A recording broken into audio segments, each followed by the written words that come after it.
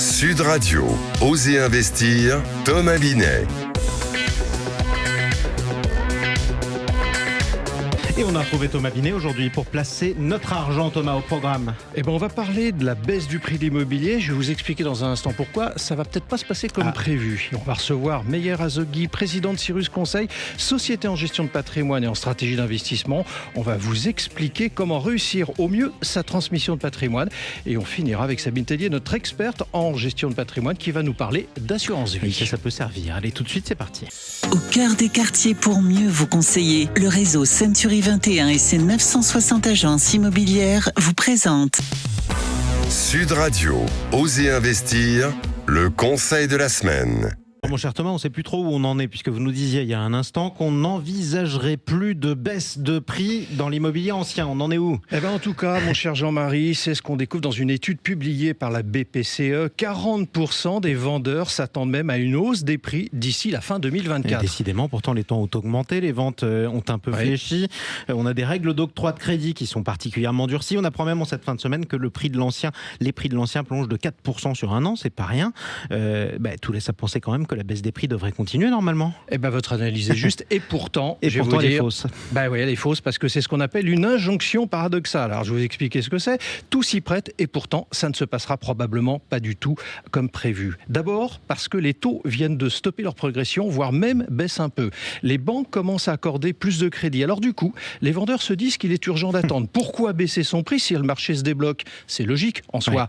Il suffit d'être un peu patient et attendre que les acheteurs reviennent. Sauf que qu'est-ce qui permet, Thomas, aux vendeurs de penser que le marché va repartir, puisqu'on a bien vu également que le nombre de transactions avait baissé l'an passé par rapport à 2022. C'était moins 250 000 ventes à peu près. Absolument, parce qu'on découvre tout simplement dans cette étude qu'ils sont 32% à prendre appui sur le prix d'achat de leur logement pour estimer son prix de vente. Mais vous connaissez bien l'adage, mon appartement, ma maison est toujours plus belle que celle du voisin. Alors du coup, ils espèrent que les arbres vont aller jusqu'au ciel.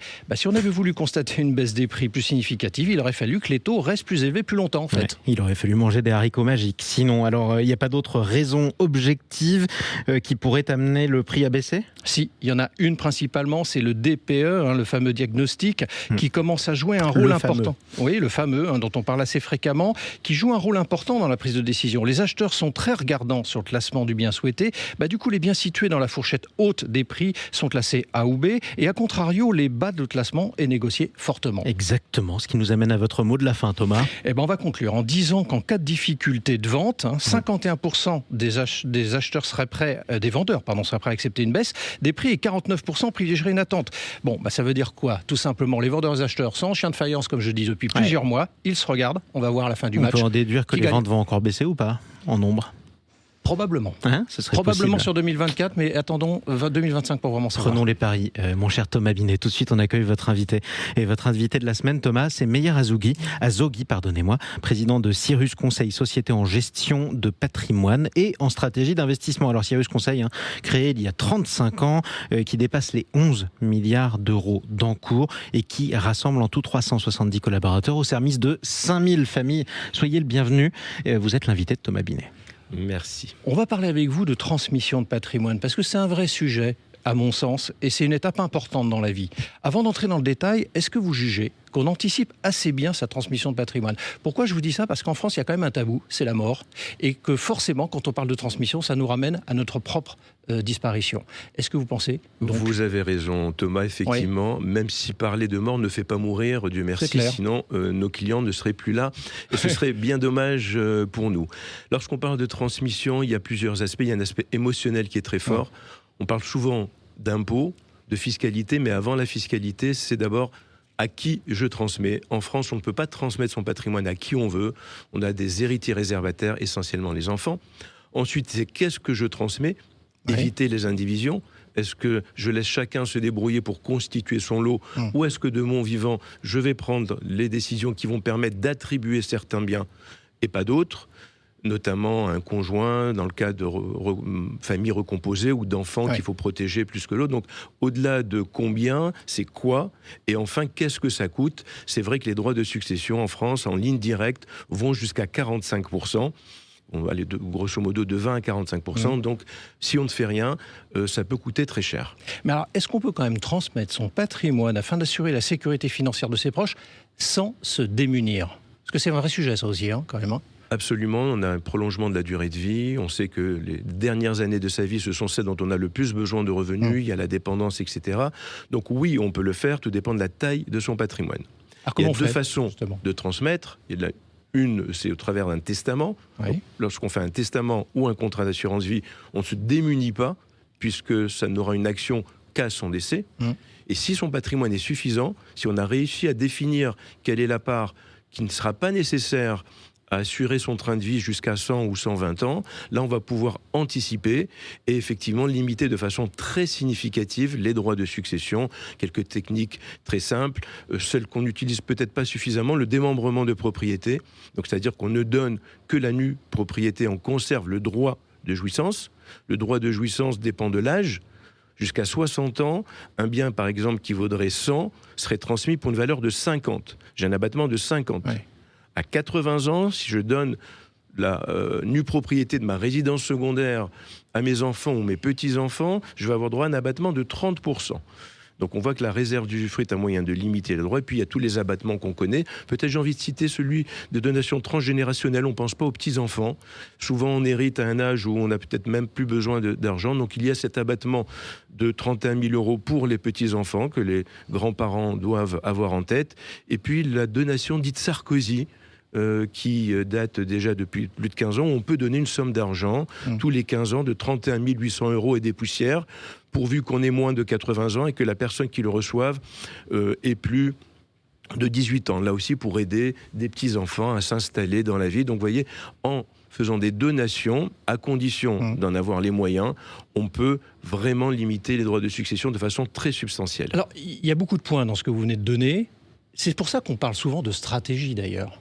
On ne sait pas simplement un catalogue dans lequel on va piocher, il faut avoir un horizon temporel, il faut savoir à qui on va donner, comment, sans se démunir, on vient de le dire à l'instant. Pourquoi on parle de stratégie, justement? Parce que les Français qui doivent être dans cette situation ne raisonnent pas forcément toujours stratégique. Ils raisonnent un petit peu trop fiscal. La stratégie, c'est tout simplement les choix de vie. C'est ça qui détermine le reste. Absolument. Qu'est-ce que j'ai envie de faire? Et là, il n'y a pas de jugement de valeur. Est-ce que j'ai envie de transmettre mon patrimoine à mes enfants parce que j'ai pas le choix, mais j'ai une quotité disponible? Est-ce que j'ai envie de favoriser une association caritative? De quelle façon je veux le donner? Il y a encore une fois l'aspect fiscal, mais il y a l'aspect civil, voire moral. Chez Cyrus, on aime bien les testaments moraux. Un testament moral, ça n'a pas de valeur juridique. C'est d'écrire, voire d'enregistrer, genre une petite vidéo, c'est pas facile à faire, pour dire, voilà, mes enfants chéris, mon conjoint chéri, si vous m'écoutez, c'est que je ne suis plus là, voilà ce que j'ai voulu faire au travers de mon testament. Je n'aime pas plus l'un que l'autre, mais j'estimais que ma fille Pauline avait besoin de plus d'aide parce que son chemin professionnel fait que... Donc, ces aspects-là sont assez douloureux. On a quelques exemples dans la presse tous les jours de personnalités. Donc, c'est pour ça que il est préférable vraiment, s'il faut retenir un mot, c'est anticiper, aller voir son notaire, aller voir son conseil, ça ne fait pas mourir. On est d'accord dans ce que vous venez de dire, c'est vraiment moral, ça n'a aucune valeur juridique. Il faut l'accompagner quand même de toutes les habitudes prises en compte. Je voudrais qu'on s'attache un instant au statut de chef d'entreprise. Il y a des chefs d'entreprise qui nous écoutent ce dimanche matin. Eux aussi, ils ont une démarche forcément de transmission à un moment donné, ne serait-ce que de leur outil de travail, de leur entreprise. Quel est le process? Alors, si on peut le faire rapidement, est-ce que c'est la même démarche qu'une transmission de patrimoine classique ou c'est une autre approche? C'est la même démarche sur le plan civil et fiscal, mais l'approche est complètement différente. Est-ce qu'on va transmettre l'entreprise à ses enfants? Est-ce qu'il y en a un qui est capable de la reprendre ou pas? Il y a des aspects également de protection, d'assurance somme clé, d'assurance décès, parce que, un exemple tout simple, je suis marié sous le régime de la communauté, donc je décède ou mon conjoint décède, il faut payer des droits sur la moitié de l'entreprise. Je n'ai pas les moyens de le faire, donc là, on peut avoir des solutions, et notamment le maître mot pour un chef d'entreprise, c'est le pacte Dutreil, qui permet un abattement de 75%. Il faut prendre du temps, mais au minimum faire un pacte Dutreil, c'est ce qu'on appelle en finance une option gratuite. Si on ne l'utilise pas, ça n'aura rien coûté. Donc vraiment, pacte Dutreil pour la 3e fois. S'il faut retenir pour un chef d'entreprise, ce sera mon dernier mot. Et on vous réinvitera pour en parler une 4e fois pour détailler plus le pacte Dutreil, parce que c'est un vrai sujet aussi. Avec plaisir, Thomas. Et on vous réinvitera avec plaisir. Je rappelle que vous êtes le président de Cyrus Conseil. Tout de suite, on explique quelque chose d'autre. Intergestion REM, spécialiste de l'épargne en SCPI depuis plus de 30 ans, présente Sud Radio, Osez investir, le coin de l'expert. On a retrouvé notre experte Sud Radio. Thomas, on est avec Sabine Tellier, consultante en gestion de patrimoine, gérante associée au sein du cabinet Berger et associée. Et avec Sabine, Thomas, vous allez nous parler cette fois-ci d'assurance vie. Alors c'est un outil financier pratique pour protéger sa famille et en même temps pour gérer son patrimoine, on est d'accord ? On est tout à fait d'accord, Jean-Marie. Alors d'abord avec Sabine, donc on va se poser la question, pourquoi l'assurance vie est-elle si importante pour protéger sa famille ?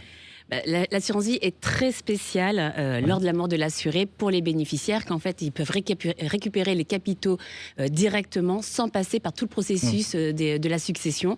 Du coup, ça leur permet de récupérer en fait des capitaux plus rapidement, sans passer et sans les aléas de la succession qui peut être très longue. Alors quels sont les avantages fiscaux de cette assurance ? Il y a des abattements en fait qui permettent de récupérer de l'argent sans impôt, donc notamment les 152 500 € pour les versements effectués avant 70 ans, donc sans impôt. Et après, il y a un deuxième abattement après 70 ans qui est de 30 500 € qui permet de récupérer sans impôt sur les intérêts. En revanche, les capitaux seraient intégrés à la succession. Mais il faut s'intéresser à la clause bénéficiaire. La clause bénéficiaire qui est très importante pour la transmission. Et d'ailleurs, je vous conseille d'aller voir un spécialiste parce qu'il y a plein de clauses bénéficiaires qui peuvent être écrites de façon différente en fonction de votre cas spécifique. Et c'est surtout que cette clause bénéficiaire peut être revue à chaque changement de vie, car en fait, une fois qu'elle est écrite, les capitaux vont directement aux bénéficiaires que vous avez mentionné dans votre contrat. Et Sabine, il y a d'autres avantages pour l'assurance vie ? Alors, l'assurance vie est effectivement très souple. On peut y verser les montants que l'on souhaite. C'est un produit qui est très liquide aussi, contrairement aux a priori qu'on peut avoir. On peut en ouvrir plusieurs. Il peut être ouvert même à des enfants mineurs. Et surtout, on peut récupérer son argent avec une fiscalité en fonction de la durée du temps qu'on est resté sur son contrat d'assurance vie, avec une fiscalité intéressante. Alors, ultime conseil sur l'aspect financier des assurances vie ? Alors, l'assurance vie et l'investissement est fait comme d'habitude, en fonction d'un profil investisseur, de la durée destinée en fait à l'investissement. Et donc, vous pouvez être sur un profil sécurisé, sur un contrat assurance vie grâce au fonds en euros à capital garanti, c'est le fonds en fait de l'assureur, mais également pour optimiser, avoir une bonne diversification avec les unités de compte, avec actions, obligations, immobilier. Donc, le conseil, c'est d'être très bien diversifié pour optimiser au mieux son investissement. Écoutez, merci beaucoup Sabine pour cet éclairage. Merci à vous également Thomas Binet, on vous retrouve dimanche prochain. Avec grand plaisir. Sud Radio, Osez investir, Thomas Binet.